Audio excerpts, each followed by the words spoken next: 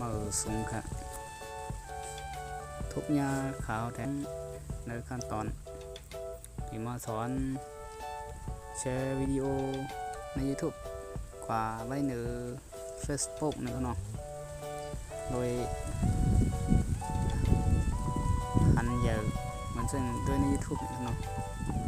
ได้หันห่างเหมือนใน YouTube นะครับเนาะเขากว่าใน YouTube มันตั้งครับเนาะใน YouTube ครับใน YouTube เขาได้แช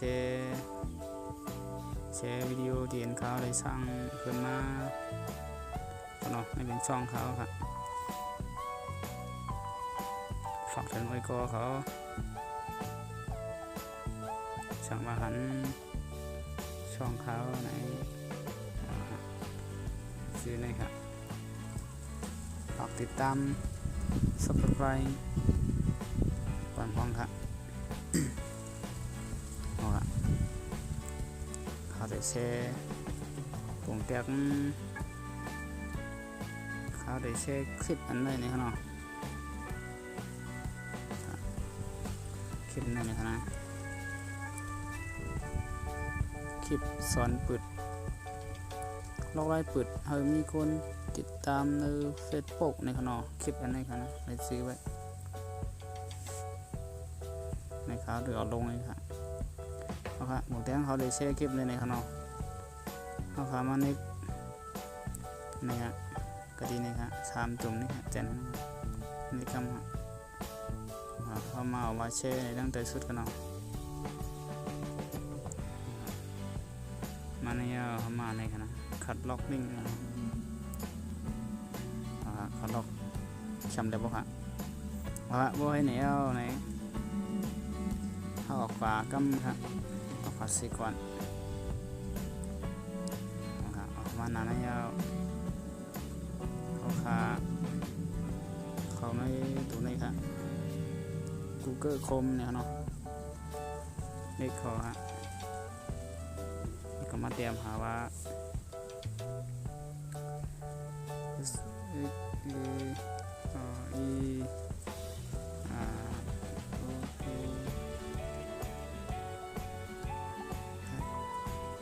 ปีเนาะ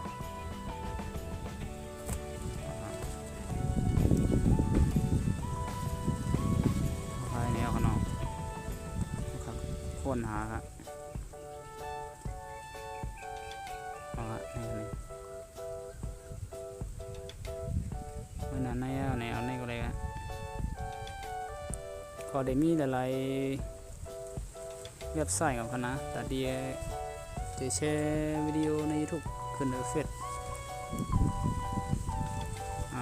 อะไรก็ได้ใจกันอยู่ครับก็หนึ่งเดมซื้อใจเหมือนกันในกันเราก็ค้าใจตรงนี้ครับค้าได้ใจครั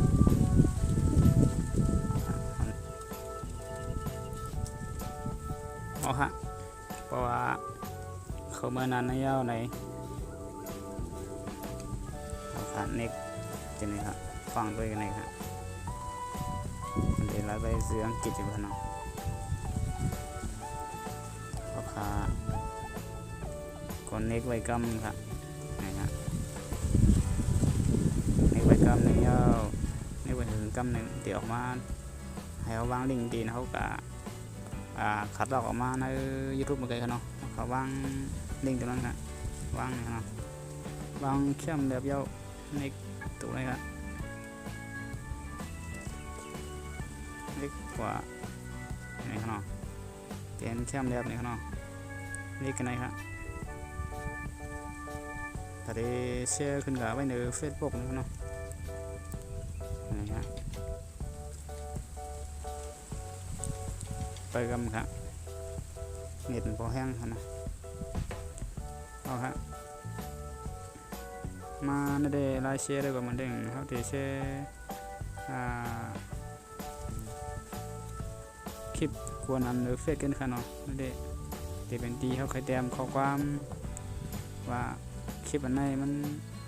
กับไก่เลยลองอีสานเนี่ยเขาเคยเตรียมปันตั้งหันถึงในค่ะเนาะ ขาวเดิมแต้มครับแต้มไปครับเอาครับให้ไหนยาวไหนเอาขาเน็กตัวนี้ครับหยิบกำหนึ่งครับเอาฮะเป็นแคมเดียวเพียวครับเนาะเอาฮะกำไรก็ตัวอีกครับนะเขาโดนเฟซปุ๊บกำหนึ่งครับดีมาตัวดีนะขอเชื่อมันเลยครับเนาะเอาในคันนี้นะเอาครับขึ้นไม้เอาครับ